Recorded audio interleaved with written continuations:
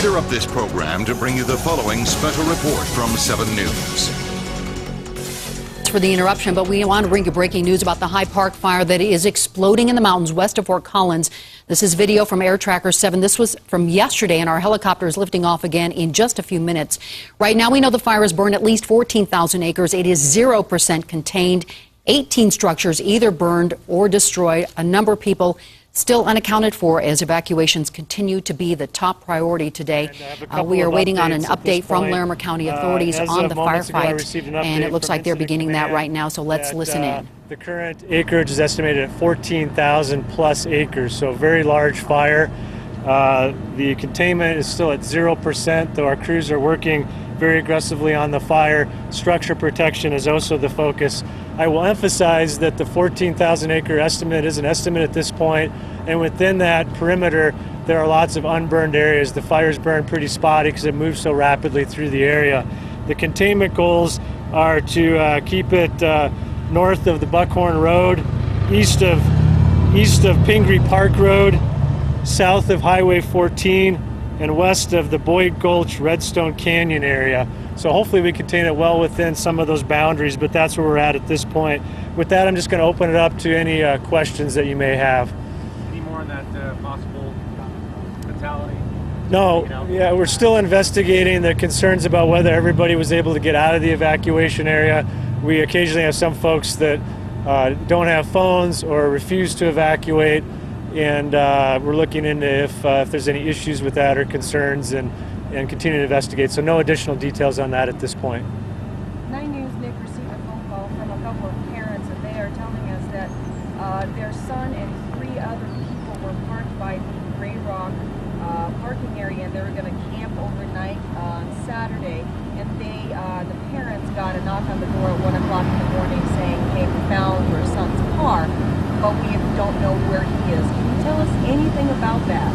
I don't have any information on that at this time. Are you looking for any campers or hikers who could be missing aside from the residents who are here? I did actually directly myself receive a report from a family that mentioned that they had some hikers that were in the area. Our deputies took a report and are investigating that at this time. Earlier in the morning, you guys mentioned that you were looking at the cause of this fire. Any indication at this point what could have started it? No indication at this point. We are obviously investigating that as well. It's difficult right now to get into the location of the origin of the fire right at the moment. Still 0 containment? Still 0% containment.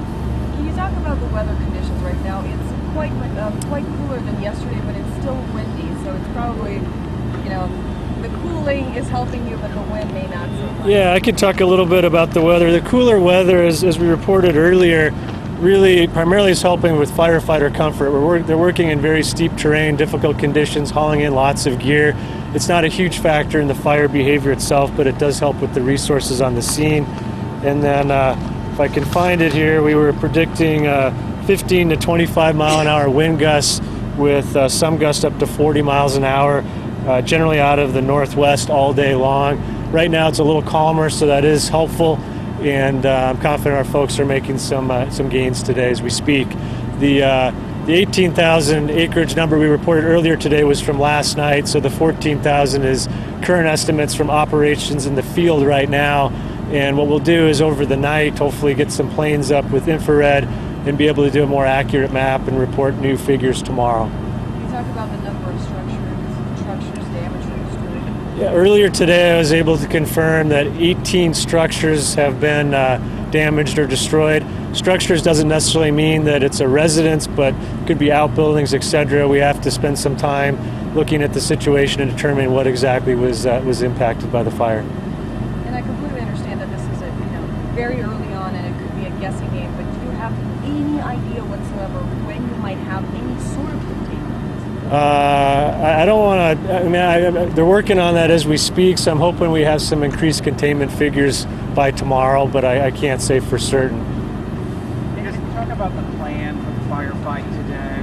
What's the goal? Yeah, it's first and foremost, we always start with safety, and that includes resident safety. So our focus has been evacuations early this morning and last night. Firefighter and emergency responder safety is also important. And then in addition to that, structure protection has been a focus. We had resources on scene throughout the night working on structure protection, and that continues today, and then establishing and starting that perimeter and building containment as well. We also have communications towers for emergency communications that are in an area of concern up on Bald Mountain, so they're working on that as well to just make sure that those are maintained and continue to allow us to communicate effectively. We also have a plan B if those are impacted by the fire, so we can hit other repeaters, etc. What is the impact? What would happen if those towers are impacted by the fire? Well, I don't have the details on that. I can tell you our comms people on the incident are working on that throughout the day, both Larimer County and statewide and others. And so they do have other repeaters that they can bounce off of, and even in some cases they can bring in mobile repeaters and set those up as needed. So it would definitely decrease our communications ability, though, and be a big factor in our ability to respond effectively. So we are also trying to put it retardant and just keep that area free of fire to the extent we possibly can.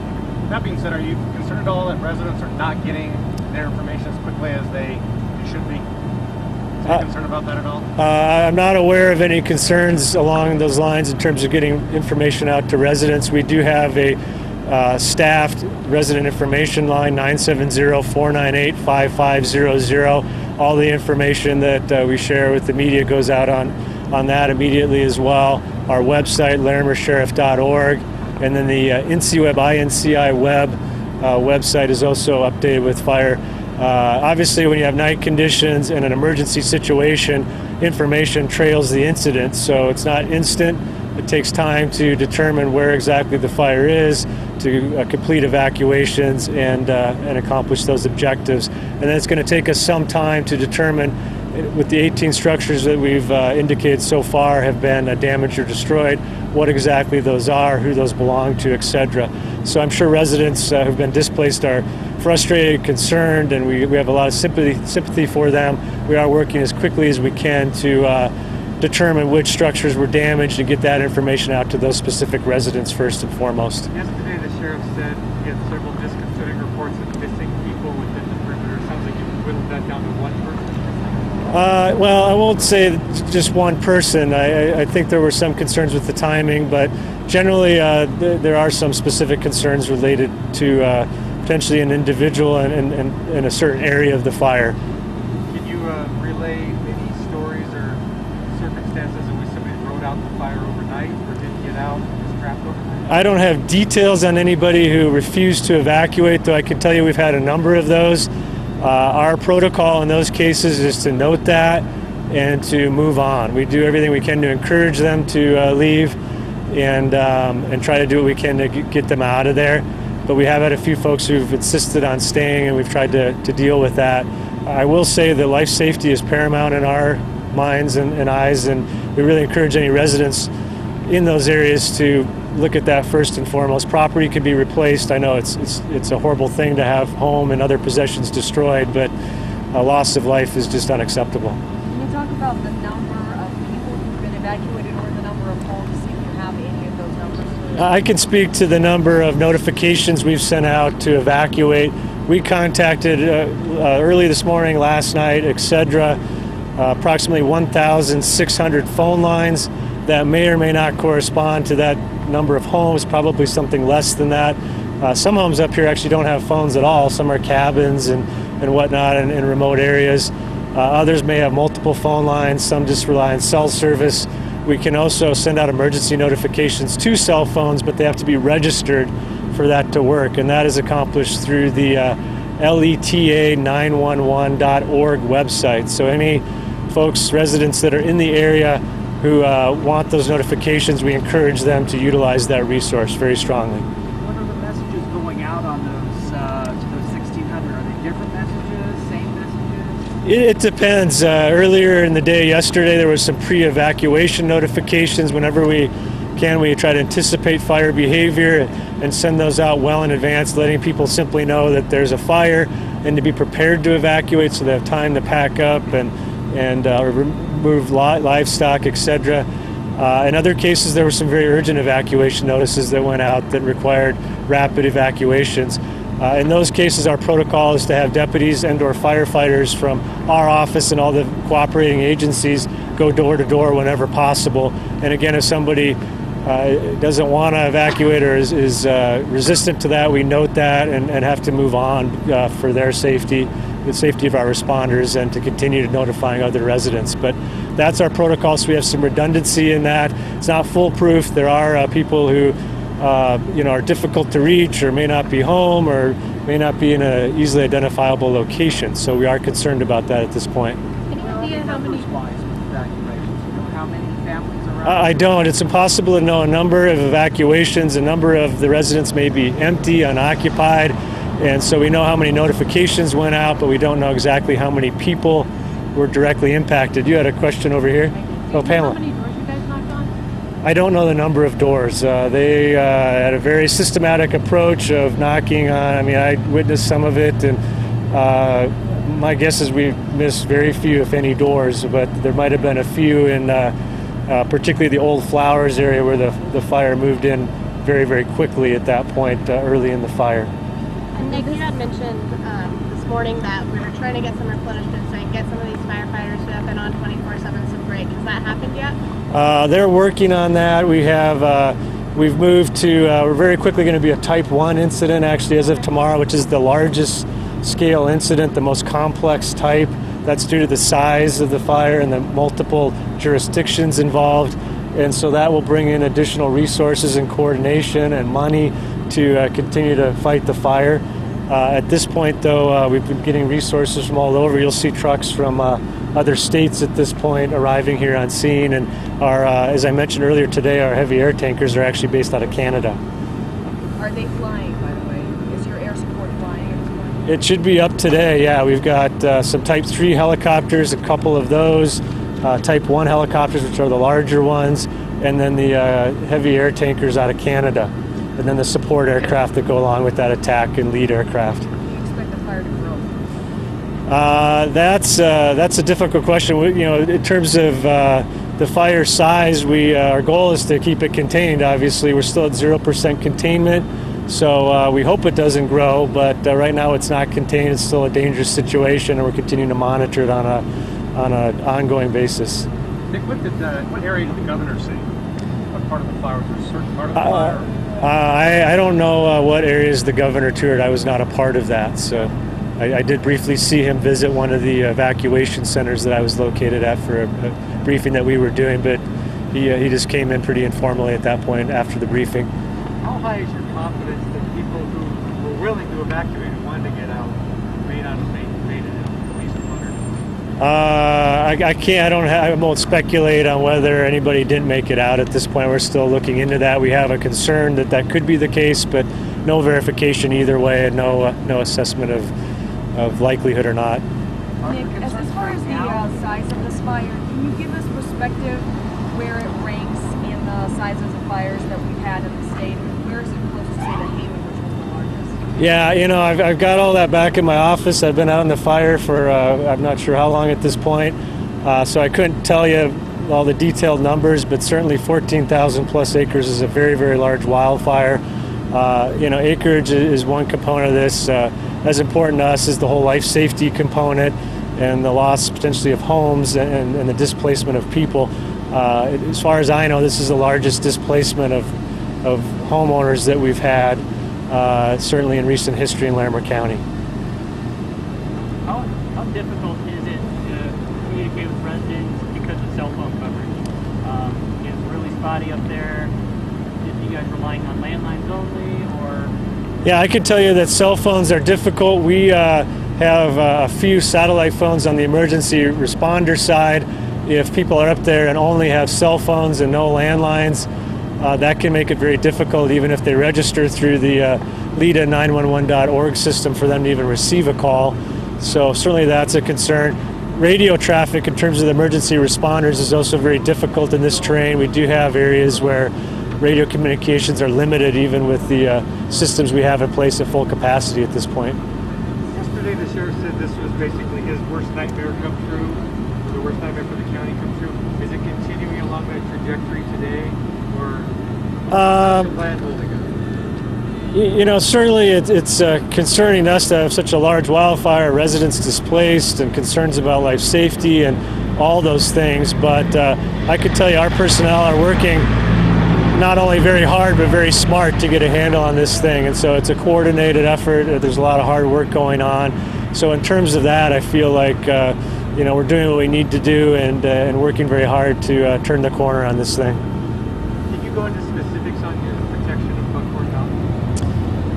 No, I don't have any other details on the efforts. I know we used air to drop water and retardant and suppressant in that area to preserve the the radio communications capabilities, but I don't have details beyond that.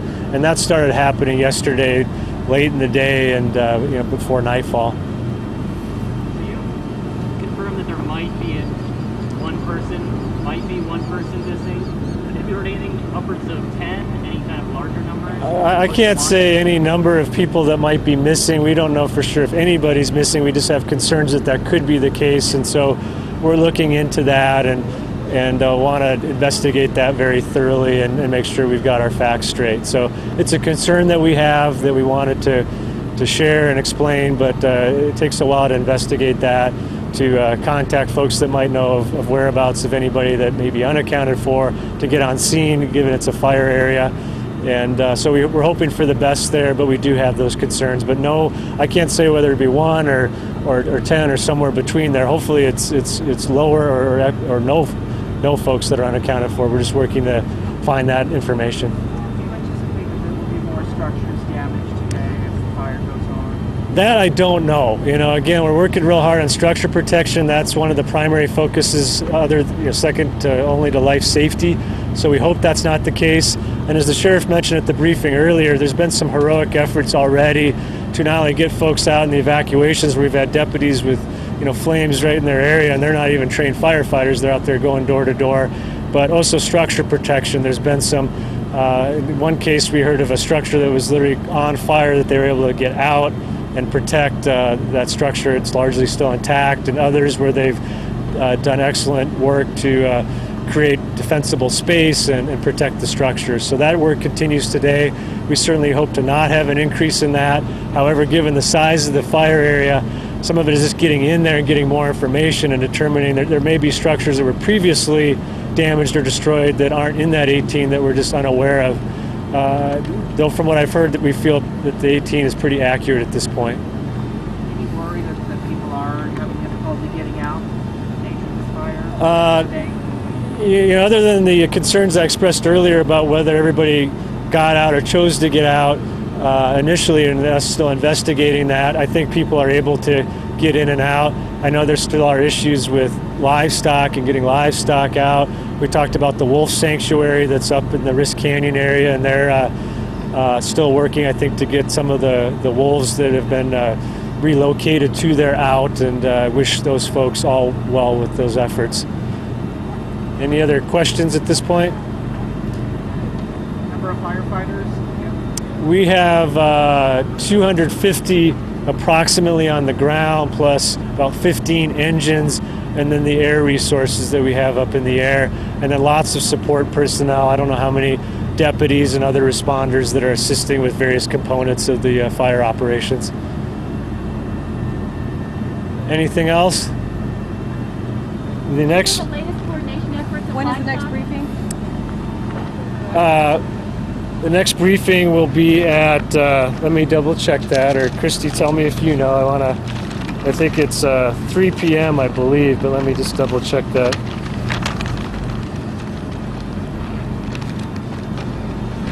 Actually, it's 3:30. 3:30 this afternoon in the same location. Then we're planning one at 8 o'clock tonight. So thank you very much. Okay, that was Nick Christensen, Larimer County spokesperson, giving us an update on the High Park fire. Again, it is now 14,000 acres, 0% containment, so you know this firefight is still going very strong right now. You were watching the aerial attack, and he was talking about some tankers from Canada having come in to help the attack as well. A map so you can see the fire area, so it's just west of Fort Collins, west and a little bit north of Masonville there as well.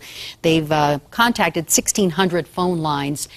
You know, there are plenty of homes, plenty of cabins up in that area, so it's hard to say exactly how many people affected, but they've contacted 1,600 phone lines. Right now, they do not know what started this fire. That is something that they will start working on when they send some investigators in. But for now, they're just working to make sure that people get out safely. They're trying to set up a perimeter so they can get some containment of this fire. And they are constantly having other crews come in from other states. And then tomorrow, additional crews as well. So this is an ongoing firefight. We're staying on top of this story, and we'll bring you live coverage again this afternoon for that other update. Always on the denverchannel.com for full coverage. Thanks for joining us.